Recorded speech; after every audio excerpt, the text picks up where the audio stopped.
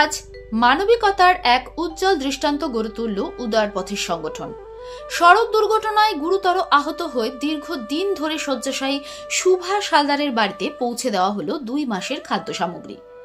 অর্থের অভাবে যার চিকিৎসা থমকে আছে সেই পরিবারকে কিছুটা স্বস্তি দিতেই এই উদ্যোগ।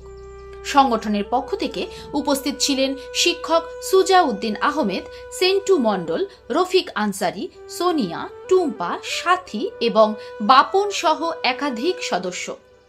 তারা পরিবারের হাতে প্রয়োজনীয় খাদ্য সামগ্রী তুলে দিয়ে পাশে থাকার আশ্বাস দেন। তবে চিকিৎসা চালিয়ে সুস্থ স্বাভাবিক জীবনে ফিরিয়ে আনতে এখনো প্রয়োজন প্রচুর অর্থ সহায়তা। সকলের কাছে এগিয়ে আসার আবেদন জানিয়েছেন সংগঠনের সম্পাদক শ্রী ফরিদ আনসারি। একই সঙ্গে সুভাষ হালদারের স্ত্রীও আবেগঘন কণ্ঠে সমাজের সহমর্মী মানুষদের সাহায্যের আহ্বান জানিয়েছেন। আসুন আমরা সবাই মিলে এই অসহায় পরিবারের পাশে দাঁড়াই।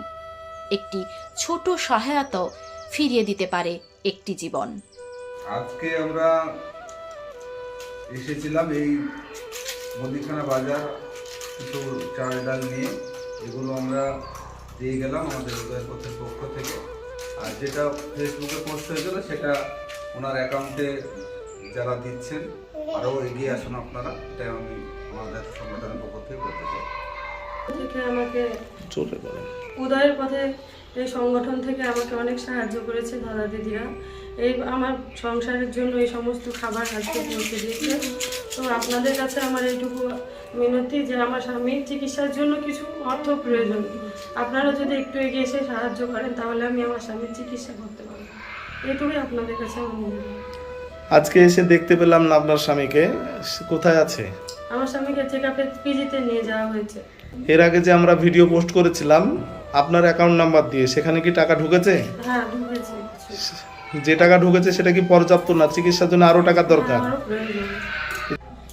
এর আগে আমরা এই বাড়িতে এসেছিলাম, দাদার নাম সুভাষ হালদার দাদার বাড়ি আমরা এসেছিলাম এবং তার যে পরিস্থিতি সেটা আমাদের একটা ভিডিওতে তুলে ধরেছিলাম এবং সরাসরি আপনাদের কাছে অনুরোধ জানিয়েছিলাম আর্থিক সহযোগিতার কারণ তার চিকিৎসার জন্য ভীষণভাবে সেই আর্থিক সহযোগিতা প্রয়োজন ছিল। কেন প্রয়োজন ছিল সেটাও সেই ভিডিওতে আমরা তুলে ধরেছি। আজকে দাদা সুভাষ কলকাতা পিজিতে গেছে ট্রিটমেন্টের জন্য। সেই ভিডিও দেখে অনেকেই আপনারা আর্থিকভাবে এগিয়ে এসেছেন, সেটা খুবই যৎসামান্য।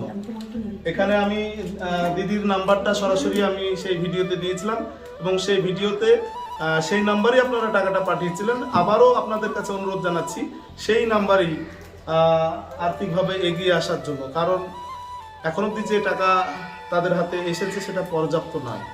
পর্যাপ্ত চিকিৎসার জন্য আরও আর্থিক সহযোগিতার প্রয়োজন সবার কাছে। এই পরিবারের পক্ষ থেকে, উদয়ের পথে সংগঠনের পক্ষ থেকে, আমাদের সদস্য যারা আছে এখানে তাদের সবার পক্ষ থেকে আপনাদের হাত জোড়ের অনুরোধ, সেই নাম্বারে আপনারা আর্থিকভাবে সহযোগিতার হাত বাড়িয়ে দেন। আর আমরা আজকে এসেছিলাম সংগঠনের সদস্যদের পক্ষ থেকে চাল ডাল শাকসবজি ইত্যাদি নিয়ে যাতে করে তারা অন্তত তাদের এই চিকিৎসা চলাকালীন খাদ্যের কোনো সংকট না হয়। ধন্যবাদ সবাইকে উদয়ের পথের পক্ষ থেকে। দূর থেকে বোঝা যায় না যে মানুষ কিরকম ভাবে আছে, দিন কিভাবে কাটাচ্ছে। যখন তাদের মাঝে যাওয়া যায় বোঝা যায় যে মানুষ কত অসহায়ভাবে জীবনযাপন করছে। সেক্ষেত্রে আমরা যতটা পারি যদি আমাদের সামর্থ্য থেকে এইভাবে মানুষের পাশে দাঁড়ানো যায়, মানুষ একটু সুস্থভাবে বেঁচে থাকতে পারে। আপনারা দেখতে পাচ্ছেন উদয়ের পথের তরফ থেকে তাকে কিছু খাদ্য সামগ্রী দেওয়া হলো।